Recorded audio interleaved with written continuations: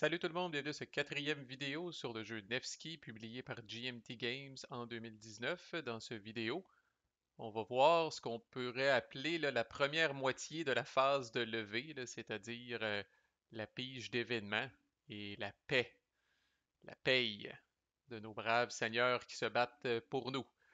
Fait que, ouais, la phase de levée, là, tu sais, le jeu s'appelle Levy and Campaign. Fait que, avec la phase de levée puis la phase de campaign, vous avez tout vu, là. Fait que, il y a quand même pas mal de stock à voir dans ces deux phases-là. Fait qu'on, dans le fond, là, on avance dans la séquence de jeu, là, si on veut, là. Au début, vous allez choisir un scénario, vous allez faire le setup, vous avez à peu près aucune décision à prendre, à part peut-être les transports que vous voulez donner là, au seigneur là, qui vous offre le choix du transport.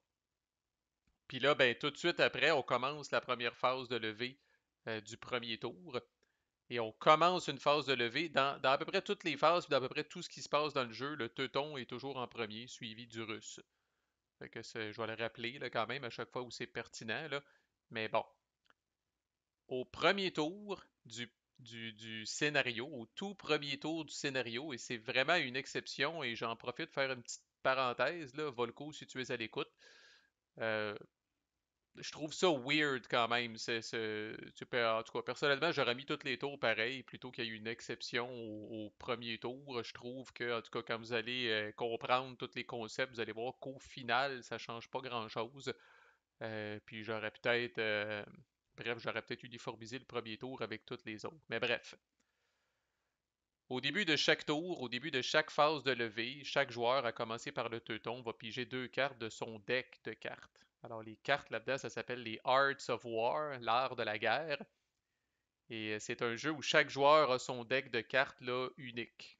Alors encore là, bonjour la symétrie, bonjour le flavor, on adore ça. Là. Fait que le teuton a son deck de cartes d'Arts of War, le russe a son deck de cartes d'Arts of War. Dans les deux cas, il y a 21 cartes dans les decks, incluant trois cartes avec rien dessus. Là. Je vais vous montrer l'exemple dans pas long. Là. Fait que dites-vous que sur 21 cartes, vous avez comme l'équivalent de 3 blanks. Fait que vous avez 18 cartes utilisables puis 3 blanks qui est dans votre deck en tout temps. Puis la taille de ce deck-là va varier parce qu'à un moment donné, au fur et à mesure que la game va avancer, vous allez avoir de ces cartes-là qui vont être en jeu, associées à des seigneurs, associées à votre camp de manière générale. Mais vous avez toujours les foutus 3 blanks, eux autres sont toujours dans votre deck, alors c'est toujours une possibilité chaque fois que vous pigez des cartes dans ce deck-là là, de vous ramasser avec le blank. C'est évidemment d'une tristesse infinie. Et comme je disais, il y a de la symétrie, les cartes teutones ne sont pas pareilles comme les cartes russes, donc je répète, on adore cette asymétrie. On fera la revue des cartes à la toute fin quand vous allez comprendre tous les règlements, parce que là, vous allez lire le texte sur des cartes, puis vous allez dire, My God, qu'est-ce que ça veut dire cette affaire-là, qu'est-ce que ça veut dire cette affaire-là, là? Fait que ça serait, c'est vraiment à la fin, là, comme c'est classique dans toutes les playlists, là, qu'on va faire la revue des cartes, là. Mais pour l'instant, je vais attirer votre attention sur une coupe d'affaires. Chaque carte est divisée en deux, de haut en bas. La partie du haut, c'est ce qu'on appelle l'événement, puis la partie du bas, c'est ce qu'on appelle la capability. OK? Et là, je vous ai mis d'abord l'exemple d'un fameux blank.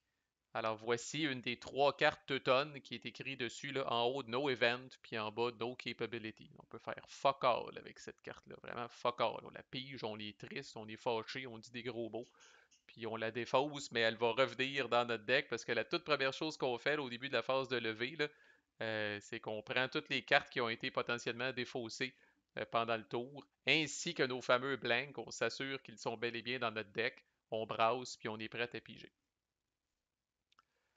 Lors du premier tour de chaque scénario, donc à commencer par le joueur teuton, une carte à la fois, le joueur teuton va piger deux cartes et va exceptionnellement, étant donné que c'est le premier tour, s'intéresser à la portion du bas de la carte, la capability.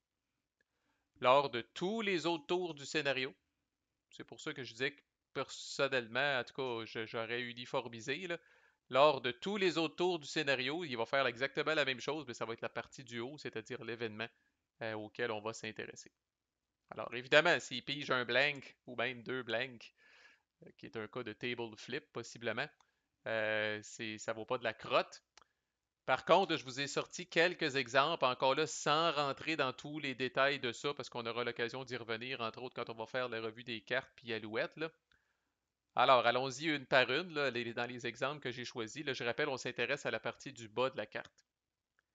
Alors, il y a des capabilities que ça va être écrit This Lord, puis il y a des capabilities que ce ne sera pas écrit ça. Ok, comme c'est le cas de Ordensburgen. Alors, ces trois-là, ça commence par This Lord, et Ordensburgen ne mentionne pas ça, donc on va y revenir à la fin, là. Quand ça mentionne This Lord, la capability doit être accrochée après un seigneur qui est en jeu. Il y a de ces capabilities-là qui vont spécifier certains seigneurs. C'est le cas de Cogs que j'ai là. Vous voyez là trois écussons, là. Alors, sans rentrer dans les détails, vous avez celui de Heinrich, celui de Knud et Abel et celui d'Andreas von Felben. Trois seigneurs teutons sur six. Alors, si, bon, là, c'est au début du scénario de la campagne, ça donne que Knud et Abel est en jeu, alors cette carte-là est jouable. J'ai été chanceux parce que Heinrich et Andreas ne sont pas en jeu. Alors j'ai failli, entre guillemets, me faire fourrer. J'ai failli avoir une carte inutile. Mais là, la carte est jouable. Elle est jouable uniquement. Je n'ai pas de décision à prendre. Elle est jouable uniquement pour Knud et Abel. Alors je la prends et je viens l'amener.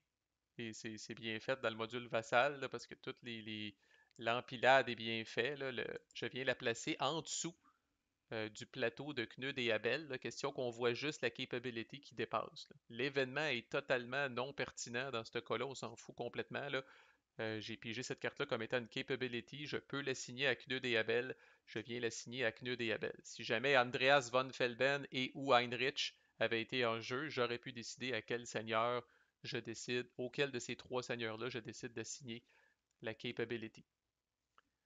Et on voit, là, c'est bien fait, là, visuellement, là, un seigneur ne peut jamais avoir plus que deux capabilities sur lui. Il ne peut pas avoir la même capability plus qu'une fois parce qu'il y a des capabilities qui se répètent dans les decks. Donc, Knud et Abel, dans ce cas-là, pourraient avoir une autre capability en jeu, là, mais si à partir du moment où il y en a deux, il est complet. Je pense, laissez-moi vérifier, mais je pense qu'on peut comme assigner, là, si jamais vous pigez une capability, par exemple, puis Knud et Abel en a déjà deux, je pense que vous pouvez assigner la capability à Knud et Abel, puis instantanément en défausser une. Laissez-moi aller voir 2 secondes. Confirmé. Fait que si Knud et Abel avaient déjà eu deux capabilities, j'aurais pu leur mettre Cogs, puis après ça, décider laquelle des trois capabilities je défausse pour qu'ils se retrouvent uniquement avec deux capabilities, qui est la limite en tout temps. Voici un exemple où j'aurais été fucked. Halbruder Capability, assignable This Lord, donc assignable à seulement certains seigneurs spécifiques. Dans ce cas-là, Andreas von Felben et Rudolf von Kassel qui ne sont pas sur la map. Voici Andreas von Felben, voici Rudolf von Kassel. Alors à ce stade-ci de la game, de piger ça, c'est l'équivalent d'avoir pigé un blank.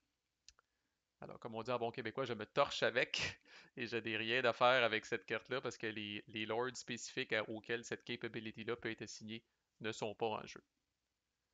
Voici un autre exemple de capability qui est This Lord. Par contre, vous voyez l'espèce d'écusson, puis c'est écrit Any à l'intérieur. Alors, c'est effectivement ça aussi une capability qui doit être assignée à un Lord en particulier au moment où je la pige. Par contre, j'ai l'embarras du choix, je peux l'assigner à n'importe quel Lord, c'est moi qui décide. Encore là, si c'est un Lord qui a déjà euh, deux capabilities, ça fait sa troisième, j'en défausse une pour qu'il en regarde juste deux, là, mais autrement, je décide. Fait que là, si j'avais pigé ça, ben là, je décide, puis je dis, ah, attends, c'est Herman qui va être plus belliqueux ce tour-ci, là. Fait qu'on va lui mettre là, la capability de trébuchet. Et quand ce n'est pas écrit This Lord, alors là, ici, Ordensburgen est un exemple, ce n'est pas écrit This Lord. Alors là, ça, c'est une capability que vous allez mettre, ça aussi, je trouve ça bien fait. Dans le jeu physique et dans le module vassal encore plus, vous allez la glisser sous le board. Encore là, pour le même principe qu'avec le plateau des seigneurs, là, pour qu'on ne voit que la portion capability qui est en bas. Par contre, ça demeure en jeu et ça s'applique à tout votre camp, là, tant que la carte est en jeu. Là. Et ça aussi, il y a une limite, mais cette limite-là est enforcée là, uniquement à la phase de campagne, fait qu'on va y revenir. Là. Mais en gros, vous ne pouvez pas avoir plus de capability universelle comme ça que vous avez de Lord en jeu. Donc présentement, les Teutons ont 3 lords en jeu, donc sont corrects en masse pour avoir 3 capabilities générales comme ça qui s'appliquent à tout le monde. Par contre, rendu à 4, là, à la phase de campagne, vont devoir se débarrasser d'une de ces cartes-là. Bon, puis on va voir plus tard dans la phase de levée, là, vous allez même pouvoir choisir des capabilities dans votre deck. Fait que ce deck-là est à la fois utilisé, brassé, puis utilisé un peu random au début de la phase de levée. Puis à un moment donné, quand vous arrivez à la phase là, de muster, qu'on va voir un peu plus tard dans la levée, là, vous pouvez choisir vraiment certaines capabilities. Et c'est là où le jeu peut être un petit peu overwhelming au début, surcharge cérébrale au début, là, parce que, tu sais, là, voici les 18 choix que vous avez, là. Puis il y a quelques repeats là-dedans, là, mais il y en a plusieurs qui sont uniques, là. Fait qu'effectivement, contrairement à la plupart des card-driven games où on pige notre main de cartes, on dit arrivera bien ce qui arrivera, je lirai mes cartes à mesure que je les ai dans mes mains, ben, dans Nevsky, tôt ou tard, vous allez devoir prendre connaissance de toutes ces affaires-là pour comprendre le potentiel des capabilities que vous pouvez assigner à certains là, de vos lords. Fait qu'on fera la revue des cartes, il y en a des particulières puis tout ça, là, mais là, vous connaissez la base. Fait que voilà, vous pigez deux cartes et au premier tour du scénario, vous vous intéressez aux capabilities. À tous les autres tours du scénario, vous allez faire exactement la même chose au même timing, c'est-à-dire là, prendre votre défausse, vos cartes blanques, les rebrasser dans votre deck. Vous ne rebrassez pas les cartes qui sont en jeu présentement. Et là, vous allez encore, le joueur Teuton en premier, une carte à la fois, va piger deux cartes de son deck, mais là, va s'intéresser à la partie du haut, c'est-à-dire l'événement. Et il y a certains de ces événements-là qui arrivent immédiatement. Donc, ce ne sera pas long. Vous allez piger la carte, puis vous allez dire, bon, ben voici, ça arrive immédiatement, puis vous lisez l'événement, puis vous le mettez en jeu. Et il y a certains des événements que ça va être écrit Hold dessus, comme celui-là. Alors, Hold, comme son nom l'indique, vous le gardez. Votre adversaire ne sait pas c'est quoi. Ça peut être une surprise. Votre adversaire, s'il est bien motivé, il peut se référer à ce Player Aid-là ici pour voir toutes les possibilités que vous pouvez avoir en main, là. Encore là, petite surcharge cérébrale, c'est un petit commentaire négatif peut-être par rapport au jeu, mais n'importe quel jeu qui nécessite à la limite, si vous voulez être performant à Nevsky, là, vous devez connaître les 36 cartes des deux camps au total. Sinon, là, vous risquez d'avoir de méchantes surprises à certains moments, là. Bon, fait qu'on verra les détails, mais en gros, cette carte-là peut être jouée sur un Lord quand il est en train de se battre ou qui est en train de faire l'assaut d'une place forte. Puis ça donne un bonus là, d'attaque au chevalier puis au sergent. Il y en a des pas mal plus nasty que ça, là, mais bref. Fait que une carte événement, soit que ça arrive tout de suite, ou soit que vous la gardez. By the way, les cartes qui arrivent tout de suite, fucking nasty également, là. Fait qu'ici, là, ceux qui ont lu celle-là, là, puis qui on a vu un peu le calendrier, là, fait que celle-là, on était capable de comprendre un petit peu ce que ça fait. Là, fait que sur le calendrier, vous switchez Alexander ou Andrei, ou le service de ces deux gars-là, de deux cases. Fait qu'essentiellement, là, lors de la campagne, vous pigez cette carte-là, là, puis vous dites, hein, ton big boy, Alexander, là, ben, je le shift de deux cases sur le calendrier. Alors, ça va être fucking long avant qu'Alexander arrive, là. Je viens de repousser le meilleur seigneur russe de deux cases. Tout ça juste en pigeant un événement au début du tour.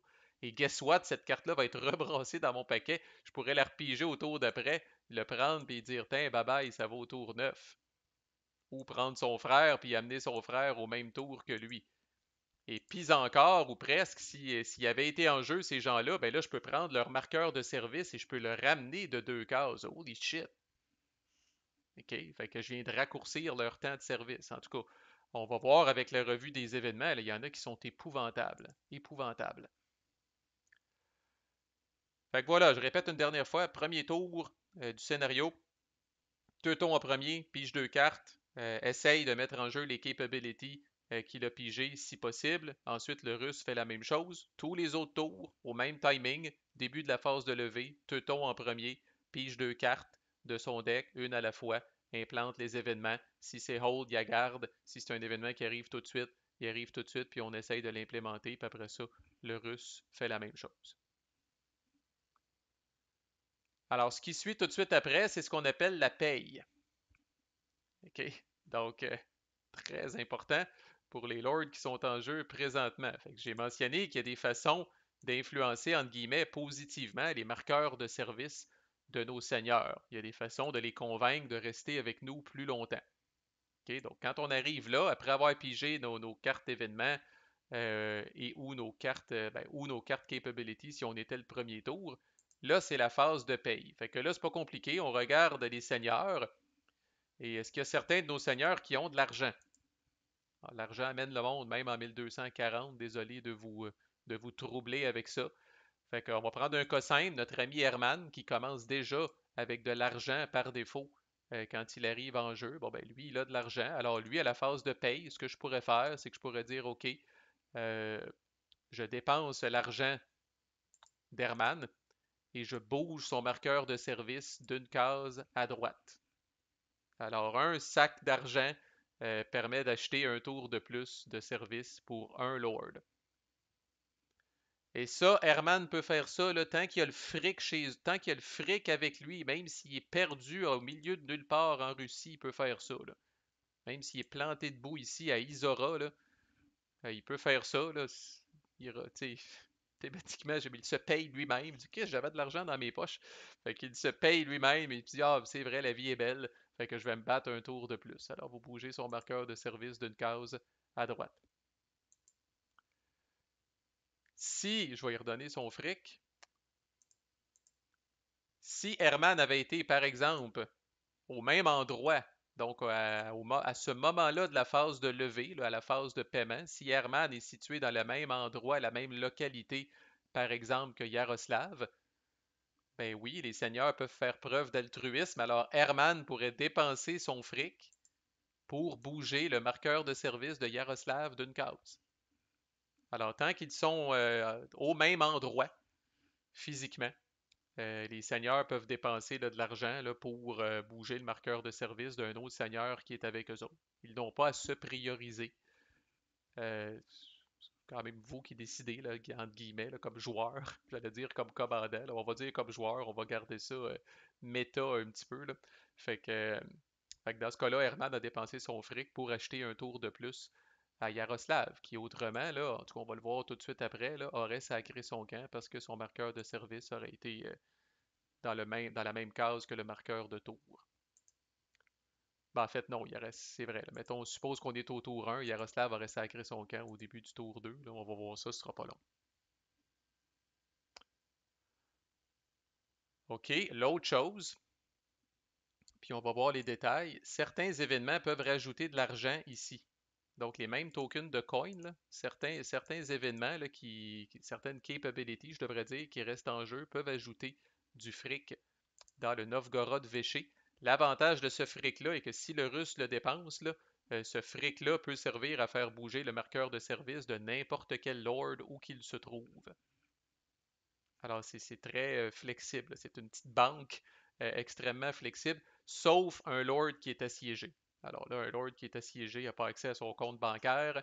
Alors, vous ne pouvez pas utiliser là, les marqueurs de coin du Véché de Novgorod pour prolonger le service d'un lord qui est assiégé. Par contre, notre ami Herman, même s'il avait été assiégé, aurait pu dépenser son fric pour prolonger son marqueur de service. Alors encore là, il fouille dans ses armoires, il retrouve de l'argent, puis il dit, ah ben finalement, encore là, la vie est belle, fait que je vais me battre un tour de plus.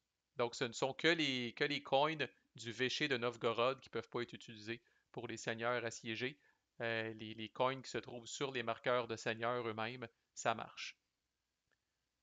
Et puis encore, ben en fait, puis encore, je veux dire, si Herman et Yaroslav étaient assiégés par notre ami Gavrilo ici, à Dorpat, ben oui, Herman pourrait dépenser un coin pour prolonger le marqueur de service de Yaroslav. Alors les deux couillonnent, les deux sont assiégés.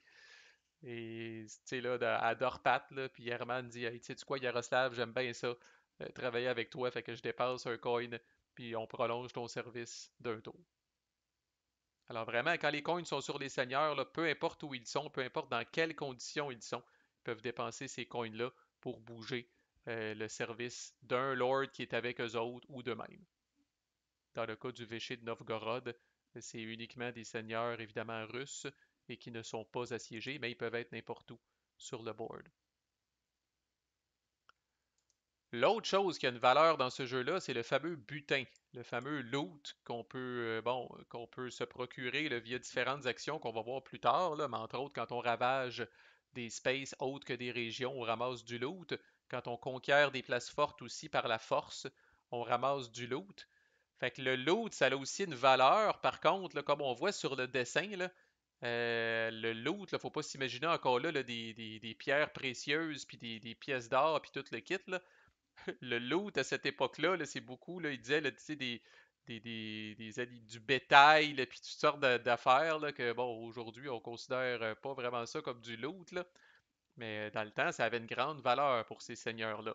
Alors, vraiment, là, je dis ça parce que le loot peut être utilisé de la même façon. Un marqueur de loot peut prolonger le service d'un seigneur d'une case. Par contre, pour l'utiliser, le marqueur de loot, vous devez être dans une localité qui est friendly. Alors, j'ai expliqué la définition, je pense que c'était au dernier vidéo. Alors, n'importe où de votre bord de la map qui n'a pas été conquis, c'est correct. Mais si vous êtes, entre guillemets, du mauvais bord de la map, il faut que ce soit des endroits qui ont été conquis. Des places fortes, donc, qui ont été conquises. Alors, trade route, ça marche pas. Région, ça marche pas. Town, ça marche pas. Si vous êtes en train d'assiéger, ça marche pas. Donc, ça doit vraiment être des. Fait que Isborsk, par exemple, qui est un fort russe, si Herman est là, il a conquis la place, même si on est en territoire russe, étant donné que c'est une place forte qui a été conquise par les Teutons, c'est correct, il pourrait dépenser son loot. T'sais, fait que là, vous voyez ça, là, il y a un beau cadeau, là, Herman, là, je sais pas, là, il y a 1000 vaches, là. Fait que s'il n'est pas chez eux, s'il n'y a pas des étables pour les garder, là, ça n'a pas de grande valeur. Là. Tant qu'il n'est pas revenu chez eux, ou tant qu'il n'est pas revenu quelque part où est-ce qu'il peut vraiment là, les mettre dans un enclos ou quelque chose comme ça, là, disons que ça n'a pas une très grande valeur pour lui. Là. C'est comme ça, moi, que je le rationalise. Fait que pour pouvoir utiliser du loot, sinon, c'est le même principe. Fait que si Herman, encore là, était avec Yaroslav ici, Herman pourrait flober son marqueur de loot pour prolonger le service de Yaroslav, tant qu'ils sont dans une localité qui est friendly. Alors, si nos deux compères ici là, étaient en route vers Porkov, par exemple, et étaient parkés ici, là, ben là, malheureusement, le loot, ils peuvent le garder, mais ils ne peuvent pas le dépenser à cette étape-là, qui est l'étape là, de la paye. Alors, le coin, beaucoup plus flexible. On va voir aussi beaucoup moins encombrant que du loot, parce que vous aurez deviné que 1000 vaches qui se promènent avec vous autres, ça va beaucoup vous ralentir. On va y revenir quand on va parler de la phase de campagne. Là. Mais les deux ont la même utilité. Il n'y en a pas un qui a plus de valeur que d'autres, mais les coins sont définitivement beaucoup plus flexibles que le loot. Alors, pour être capable de profiter, de bénéficier du loot, vous allez devoir rentrer au bercail. Puis bercail, je répète, peut être une place forte qui est conquise du côté ennemi, c'est correct, là. Mais pensez pas pouvoir utiliser vos marqueurs de loot là, en plein milieu de la nature, ça, c'est pas possible. Et là, c'est là aussi juteux, là. Fait que là, mettons qu'on était vraiment au tour 2 pour vrai, là. Puis que finalement, Herman s'était payé la traite lui-même, on va dire, avec son propre coin pour augmenter son propre marqueur de service. Fait que là, on vient de finir la phase de paye. Yaroslav, apparemment, là, n'a pas pu se payer lui-même, ne s'est pas fait payer par quelqu'un d'autre. Alors, time is up. Time is up. Alors, Yaroslav s'en va. Et on en a parlé un petit peu aux vidéos précédentes. Là, on le disband. C'est le terme technique. Alors, il décrisse peu importe où il est sur la map. Il peut être assiégé, peu importe comment il était magané, ses unités, ses vassaux, peu importe qu'est-ce qu'il y avait comme stock de provisions, de transport, il se volatilise. Bye bye. Vassal le fait très bien, là. Right-click, disband. Voilà, la magie. Yaroslav est disparu. Yaroslav est disparu et comme je parlais dans l'autre vidéo, on va placer son cylindre, la valeur de son service. Nombre de tours plus tard égale à la valeur de son service. Dans le cas de Yaroslav, c'est 2. Alors on met son cylindre 2 cases à droite et ce n'est que là qu'il va être disponible à être recruté. Et on va le voir, mais quand vous allez le recruter, il arrive flambant neuf. Il arrive flambant neuf, même s'il restait juste là, une toute petite unité. Là, il arrive flambant neuf. Il y a eu assez de temps là, pour là, recruter de nouvelles troupes, là, réorganiser ses affaires, là, bref, il revient flambette, comme on dit en bon québécois. Alors, on n'échappe pas au temps dans ce jeu-là. Là, si le marqueur de tour est vis-à-vis vous autres, là, il n'y a pas de passe-droit où que vous soyez sur la map. Ce seigneur-là est disbandé, retourne, s'en va hors jeu, là, il n'est plus considéré en jeu. Là, on ne fait que prendre, on enlève son marqueur de service du board, dans le cas de Yaroslav qui était ici. On déplace son cylindre de sa valeur de service, donc d'un nombre de tours égal à sa valeur de service plus tard. Et that's it, he's gone. He's gone. Yaroslav is gone. Alors, si que vous comprenez, là, faut gérer ses affaires comme du monde. Si vous étiez parti en peur avec Yaroslav et que c'était le fer de lance de votre offensive teutonne, ben, bonsoir, il est parti, là. OK, alors faut calculer combien de temps il me reste. Est-ce que je vais être capable d'étendre ce service-là, peut-être en conquérant des places fortes qui vont me donner des coins, qui vont me donner du loot. Là, oubliez pas, là, c'est là que ça commence un petit peu à prendre forme peut-être dans votre tête. Là, mais quand on conquiert des places fortes, on gagne, dans le cas d'un fort, ce qui est quand même pas un gros stretch, on gagne un coin puis on gagne un loot. Et si vous venez de conquérir le fort, ben, le loot est utilisable sur place. Fait que vous êtes capable d'extensionner des seigneurs, mais comme on dit, checkez vos flûtes pour vous assurer là, que tout le monde ne va pas disbander en même temps. Là. Fait que thématiquement, j'avoue, j'ai eu un petit peu de misère avec ça. Là, fait que comment expliquer le fait, bon, je sais pas, là, Yaroslav est comme assiégé par les Russes. Puis là, soudainement, bon, ben les gars, c'est désolé, là, mais moi, là, c'est mon chiffre est fini. Je m'en vais. Fait que, tu sais, bye bye, rouvre les portes de la ville, s'en retourne. Bon, faut se rappeler qu'officiellement, je pense, personne n'a eu la face de personne là-dedans. On se bat pour une cause. On se bat temporairement pour une cause. Puis à partir du moment où quelqu'un élève le drapeau blanc puis dit I'm done, je m'en retourne chez nous, laissez-moi passer, vous la voulez, la ville, il reste rien qu'une petite garnison dedans, allez-y. Euh, coudonc, les autres le laissent passer puis dire bye, on se reverra dans 80 jours, là, dans le cas de Yaroslav. Fait que c'est un peu fucké, mais c'est ça. Game-wise, par exemple, c'est fascinant. La gestion de ça, la gestion du service de vos seigneurs, c'est vraiment, vraiment fascinant. Et il me reste une dernière affaire à parler. Fait qu'admettons que, et ça c'est d'une tristesse infinie, là, et là vous allez commencer aussi à comprendre pourquoi on se bat pas si souvent que ça. Mettons que Knud et Abel, on va voir les détails dans une autre vidéo, mettons que Knud et Abel ont mangé une raclée sur le champ de bataille. Et on va voir, là, quand on mange une raclée sur le champ de bataille ou quand on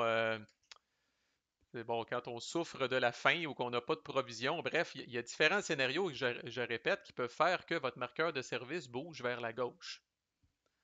Alors, Knud et Abel pourraient avoir mangé une volée et son marqueur de service pourrait s'être retrouvé ici, à gauche du marqueur de tour. Alors là, il est plus que dû, là. Il est plus que dû de crisser son camp, là. OK? Alors, qu'est-ce qui arrive dans ce cas-là? Il disband, comme c'était le cas de Yaroslav tantôt, mais il disband pour de bon. Out of the game. Alors, on prend le tapis le plateau de Knud et Abel, ses troupes, ses vassaux, ses trucs, et bonsoir, il est parti pour de bon. Alors, lui, il a vécu quelque chose de plus traumatisant que la moyenne des seigneurs, là, et il prend sa retraite, ou je sais pas, là, il accroche ses patins, mais that's it, là, c'est terminé. Là.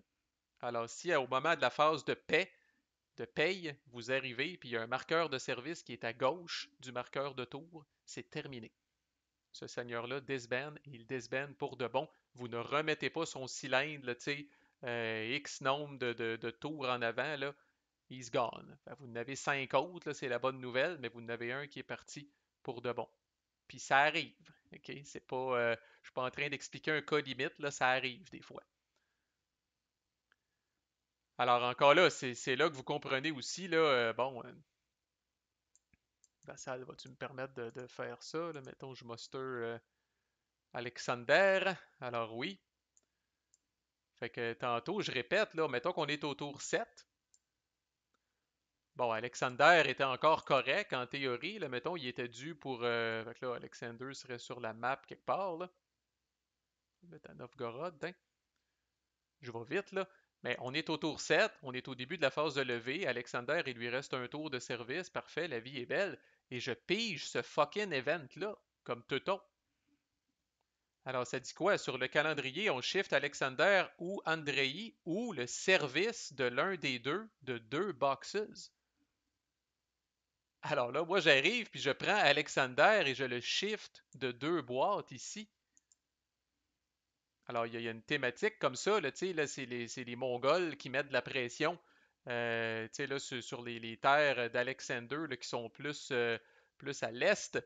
Alors là, Alexander est un peu distrait. Alors là, il se retrouve là. Si le Russe n'a pas de quoi le payer pour le ramener au minimum ici, Alexander est gone for good. Bonsoir, il est parti. Il est à gauche du marqueur de tour. C'est terminé. Ah, d'où l'importance de connaître les événements un petit peu puis de savoir quelles sont les possibilités de cartes qui risquent de sortir au début de la phase de levée. Alors, quand un Lord est proche, son marqueur de service est proche du marqueur de tour, on est nerveux.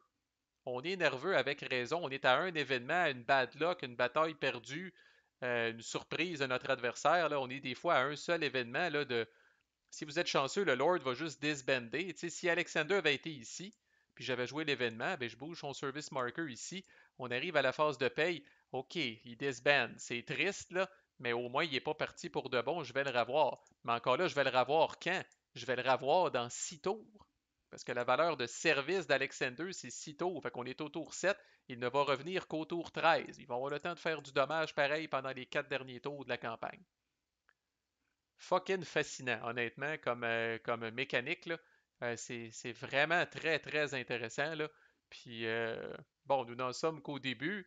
Ce n'est que le début de la phase de levée. Là, on va voir le Lordship. Qu'est-ce que vos seigneurs peuvent faire, de vos seigneurs qui sont sur le board présentement? Qu'est-ce qu'ils peuvent faire? Soulever des troupes, recruter d'autres seigneurs. Alors, ça se poursuit. Manquez pas ça, là, je dirais, pour la deuxième moitié de la phase de levée. À plus!